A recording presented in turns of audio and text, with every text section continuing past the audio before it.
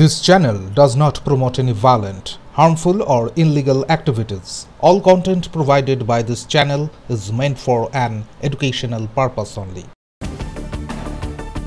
আদিবাসী কর্মী সমাজ ৩ রাজ্যে অনির্দিষ্টকালের জন্য রেল ও সড়ক অবরোধ প্রত্যাহারের সিদ্ধান্ত নিল। তবে কোটশিলার রেল স্টেশনে পুলিশের ওপর পাথর ছোড়া ও পুলিশকে জখম করার ঘটনায় ইতিমধ্যেই 23 জনকে গ্রেপ্তার করেছে পুলিশ।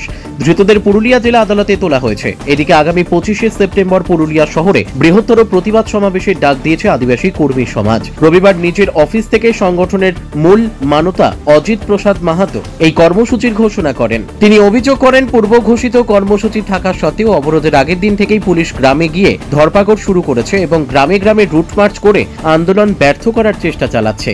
দেখুন, আমাদের তো পরিষ্কার কথা, এটা আগাম জানা ছিল, পুলিশকে জানাচ্ছিলাম, সব সরকার প্রতিটি দপ্তরে আমরা জানাচ্ছি যে আমাদের 20 তারিখে আমাদের রেল টেকা হচ্ছে। কিন্তু রেল টেকাকে বন্ধ করার জন্য এই পুলিশ অতি সক্রিয়তা, অর্থাৎ ব্যক্তিগতভাবে টেনশন লিয়ার মতন আমাদের এসপি পুরুলিয়ার নাম দিয়েছিল।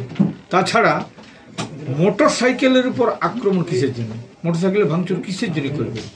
আমাদের 20 তারিখে রেল টেকা, 19 তারিখে কেন ধরতে যাবে? ধরা তো আলাদা জিনিস, ওরাকে মারিয়া চেংদোলা করে নিয়ে যাবো কিসের জন্য?